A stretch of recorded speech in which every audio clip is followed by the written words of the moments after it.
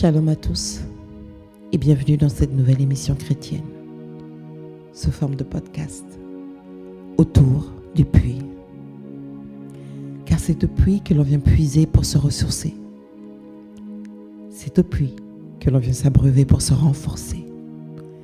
C'est autour du puits que l'époux rencontre sa bien-aimée, l'époux fidèle qui lui donne à boire. C'est une plateforme d'édification, une plateforme d'exhortation, d'encouragement pour le peuple de Dieu à travers laquelle Dieu propage, diffuse sa semence qui est sa parole puissante sur la terre de nos cœurs afin qu'elle porte du fruit. Nous vivons dans des temps difficiles où le monde tire à sa fin et où les jours sont de plus en plus mauvais. Les guerres s'intensifient, nous le voyons. Les scandales se multiplient. Et l'amour se refroidit. Et c'est dans ce chaos que la foi du chrétien est mise à rude épreuve. Je m'appelle Sarah et cela fait bientôt 15 années que j'ai donné ma vie au Seigneur. Je suis une écrivaine, poétesse, épouse et mère.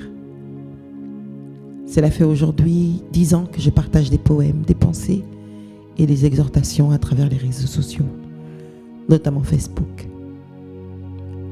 Et aujourd'hui, le Seigneur me conduit autrement,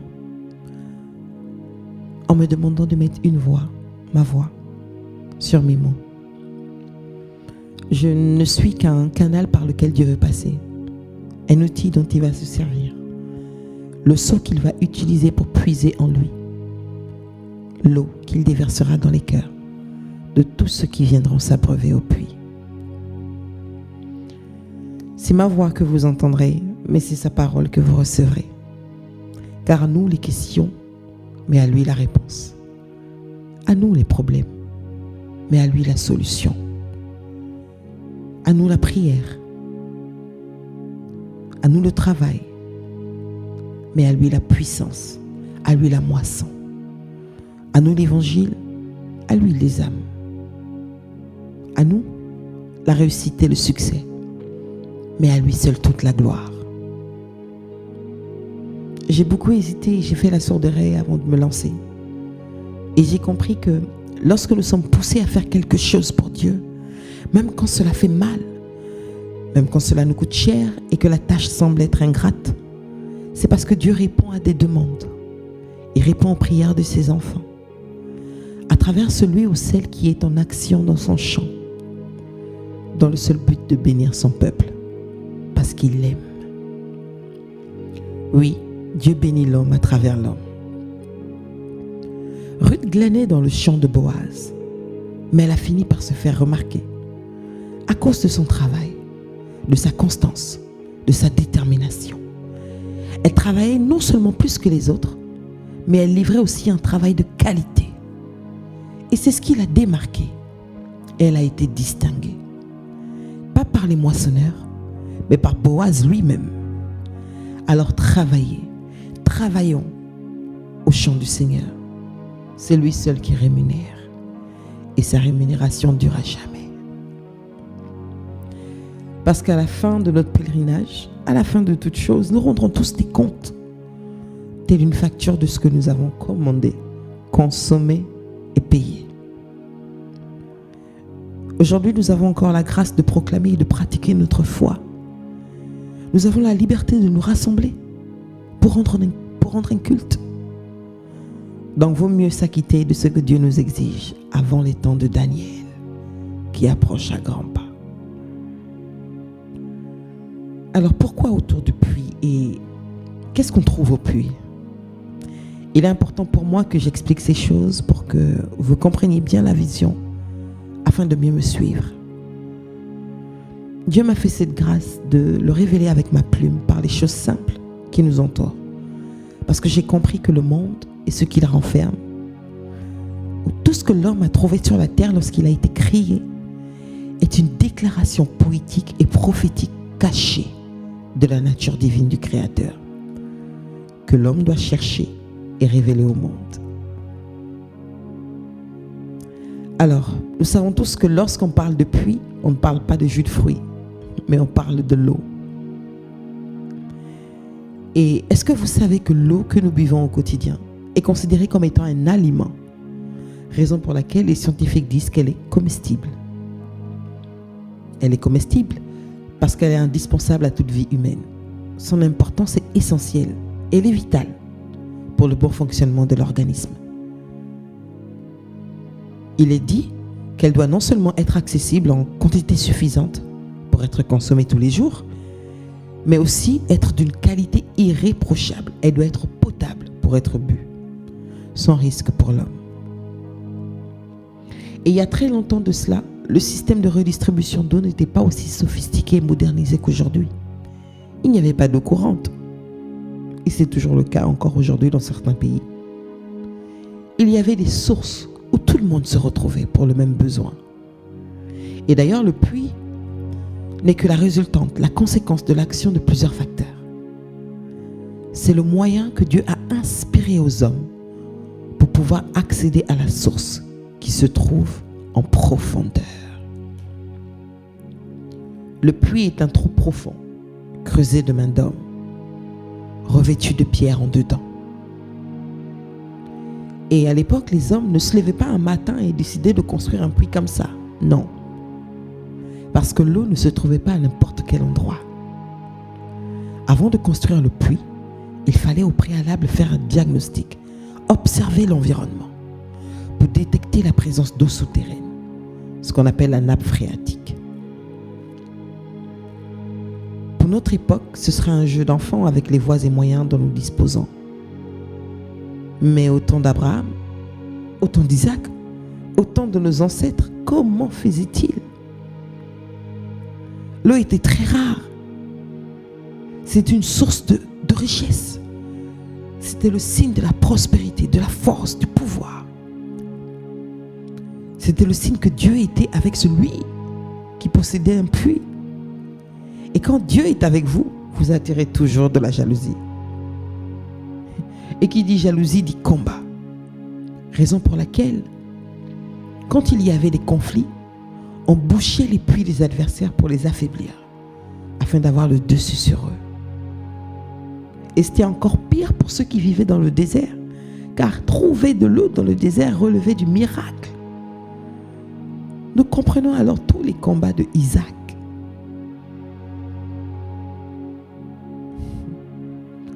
Parce que le puits est aussi comparé à l'église, le lieu où Dieu descend, où il vient rencontrer son peuple. La piscine de Bethesda qui s'agite, non pas une fois, mais sans cesse, pour bénir tous ceux qui s'y jettent. C'est le lieu, l'endroit où tous les troupeaux sont obligés de se retrouver pour s'abreuver, pour continuer leur marche avec force. Et nous savons combien les troupeaux boivent beaucoup. C'est le lieu où se trouve la semence qui nous fait fleurir, même dans le désert. C'est pourquoi Isaac était toujours vainqueur, malgré les combats, malgré les oppositions. Ce n'était pas dû à de la chance ou à son intelligence. C'est pas ce qui a fait qu'il trouve une source à chaque puits qu'il creusait. Il n'était pas le seul habitant à Guérard. Et c'est la raison pour laquelle il y a eu de l'opposition. Nous sommes là depuis des années. On n'arrive pas à trouver de l'eau. Mais il suffit que toi tu arrives, tu creuses et que tu trouves un puits. Et à plusieurs fois de suite, il n'y a que Dieu qui peut faire ça. C'est parce que Isaac marchait avec la source d'eau intarissable qui apportait l'eau à chaque lieu où il se déplaçait. C'est ce qu'on appelle avoir la grâce, tout simplement. Un peu comme Ismaël lorsqu'il a crié dans le désert. Parce que ceux qui sont en alliance avec Dieu, si tu es en alliance avec Dieu, peu importe l'endroit où ton enfant va se trouver, dès l'instant où il élèvera la voix, il criera au secours, Dieu interviendra. Parce qu'il porte le nom de Dieu qui garde l'alliance.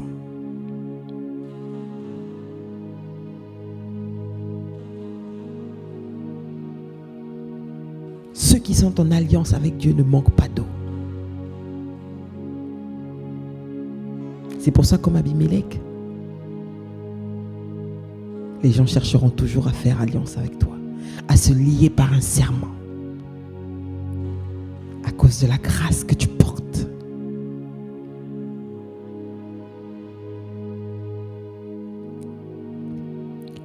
Le puits servait aux besoins quotidiens de la vie. Dans le premier était l'étanchéité de la soif. Creuser et bâtir le puits était réservé aux hommes.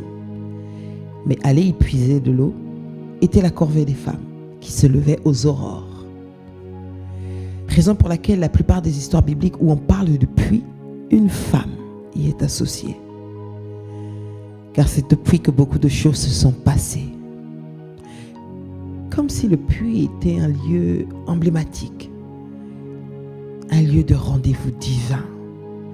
Le lieu qui pourtant demande de la force, de l'effort, par sa profondeur. Puiser n'est pas facile, n'est pas donné à tout le monde. Un enfant ne peut pas puiser.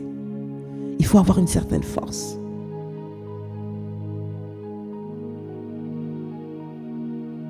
Le puits aussi est le lieu où on se parle à nous-mêmes. C'est le lieu où on s'échange les nouvelles.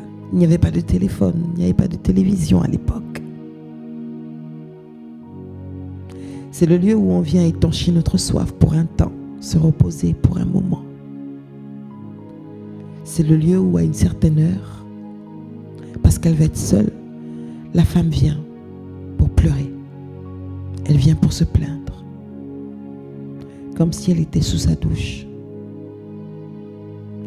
Car au puits, personne ne peut la juger. Personne ne l'entend. Le puits est le lieu où on se noie dans nos pensées à cause de cette corvée quotidienne qui bizarrement devient au fil du temps un lieu de rencontre, un lieu de rendez-vous divin, un lieu de transformation, un lieu de restauration, de délivrance et de révélation. Au moment où on s'y attend le moins, où l'homme part à la recherche de sa femme. Le lieu où Moïse a vu Séphora, où Élisée pour Isaac a vu Rebecca. Le lieu où Jacob a vu et est tombé fou amoureux de Rachel.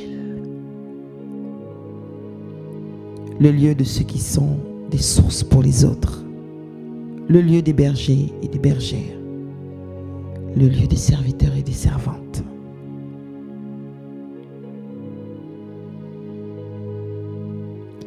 Le lieu où les anges descendent et montent.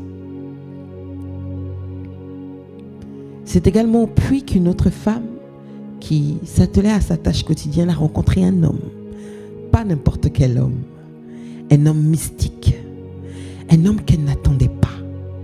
Le médecin des maladies visibles et invisibles. Le docteur du cœur, de l'âme et de l'esprit. Celui qui est la réponse à toutes les questions et la solution de tous les problèmes sans exception. L'homme que j'appelle son 7e mari. L'époux par excellence qui a radicalement changé sa vie.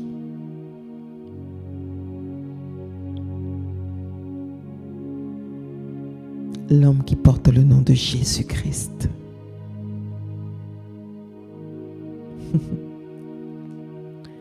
Je vous laisse avec ce verset de Ésaïe 12:3 qui dit « Vous puiserez de l'eau avec joie aux sources du salut. »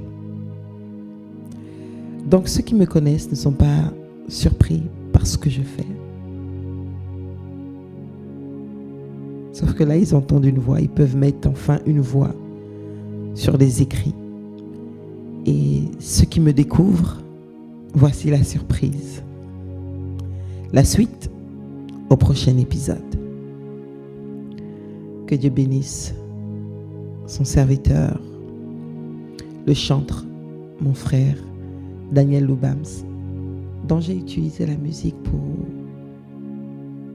vous servir aujourd'hui. Que le Seigneur vous bénisse. À bientôt.